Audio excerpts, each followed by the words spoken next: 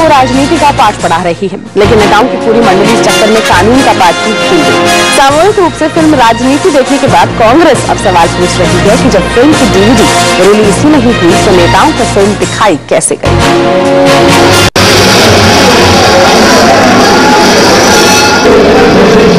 ये mini theatre है राजस्थान के एक बड़े होटल का। यहाँ प्रकाश झा की फिल्म राजनीति दिखाई जा रही है।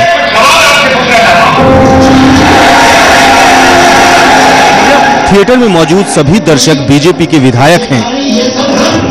बीजेपी अपने विधायकों को इस फिल्म के जरिए राजनीति की ट्रेनिंग भी दे रही है और मनोरंजन भी कर रही है।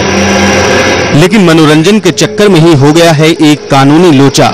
सवाल यह है कि जब फिल्म की DVD या CD मार्केट में है ही नहीं तो यहाँ फिल्म कैसे दिखाई गई। पायरेसी के मुद्दे पर अब कांग्रेस बीजेपी को घेरने में जुटी है। भारतीय जनता पार्टी के नेताओं ने, खासकर राम जेठमलानी जो देश के कानूनविद हैं, कानून के जानकार हैं, उनके लिए विधायकों को होटल के अंदर जिस तरह गैर कानूनी तरीके से पायरेटेड CD से फिल्म दिखाई गई, वो बड़ा अपराध बनता है।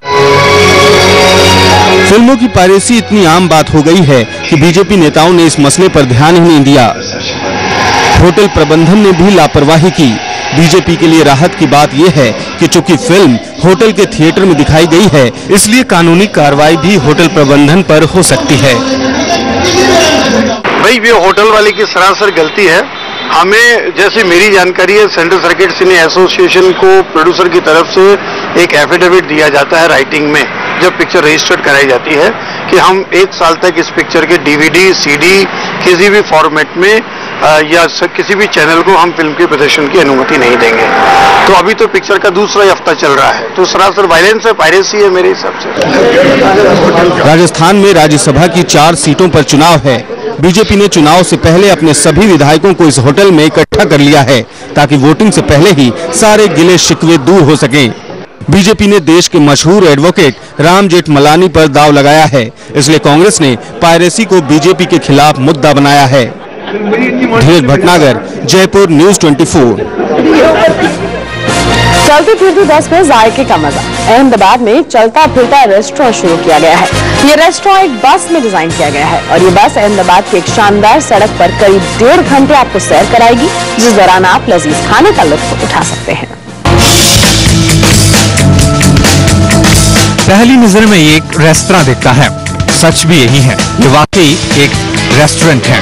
खूबसूरत सी बनावट और बेहतरीन साज सज्जा वाला एक होटल, जहां लोग खाने का लुत्फ उठा सकते हैं। लेकिन जरा ठहरिए, ये कोई आम रेस्तरां नहीं है जहां आप खाने पीने का मजा लेते रहे हैं। ये एक ऐसा रेस्तरां है जो रफ्तार के साथ जायके का मजा देता है। ये घूमता फिरता रिवॉल्विंग रेस्तरां भी नहीं, बल्कि चलता फिरता यानी मूविंग रेस्तरां है, जिसे बस के भीतर बनाया गया है।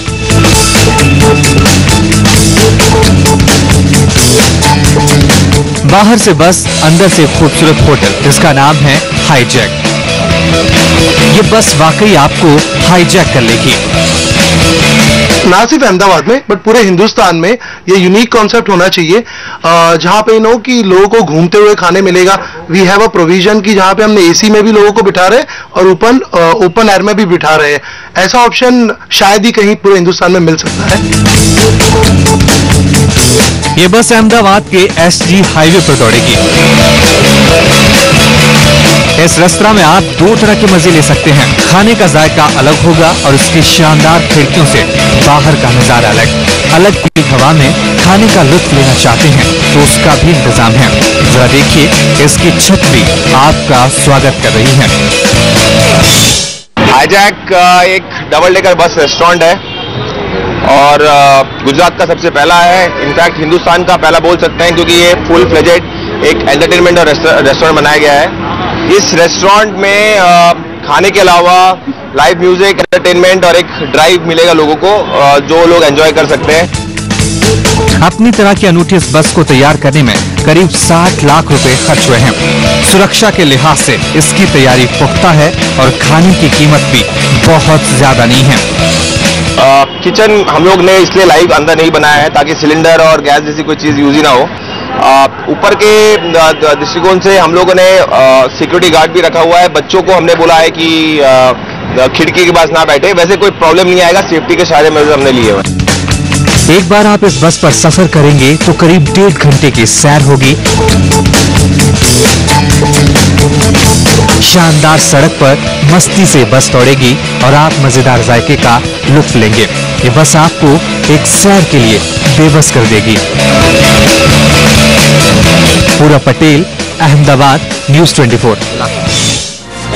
अरे बात करते हैं इंडियन आइडल की, जिससे हर हफ्ते एक एक प्रतियोगी हो रहा है बाहर। इस हफ्ते यशराज को जाना पड़ा बाहर। सभी प्रतियोगी ने शो में अपनी जगह मजबूत रखने के लिए अब लगा दी है जी जान। इंडियन आइडल के प्रतियोगी एक से बढ़कर एक गीत गा रहे हैं और लगता है इस बार इंडियन आइडल के खिताब के लिए होगी एक लंबी जंग।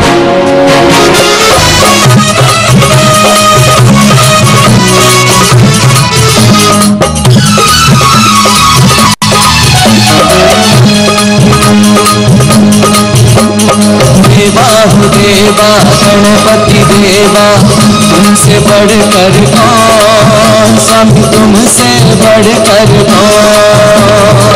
और तुम्हारे भक्त जनों में हमसे बढ़कर कौन, स्वामी हमसे बढ़कर कौन। देवा हो देवा गणपति देवा, तुमसे बढ़कर कौन, स्वामी तुमसे बढ़कर कौन।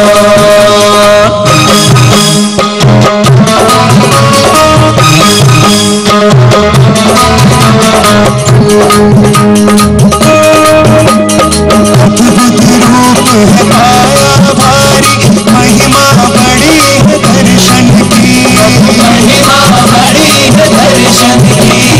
बिन मांगे पूरी हो जाए जो भी इच्छा हो मन की, जो भी इच्छा हो मन की, जो भी इच्छा हो मन की। देवा हो देवा गणपति देवा, तुमसे बढ़कर कौन, स्वामी तुमसे बढ़कर कौन। और तुम्हारे न्यूज मॉर्निंग में आज का सफर मेरे साथ यहीं तक का, लेकिन लगातार जारी खबरों का दौर आप देखते रहिए न्यूज़ 24।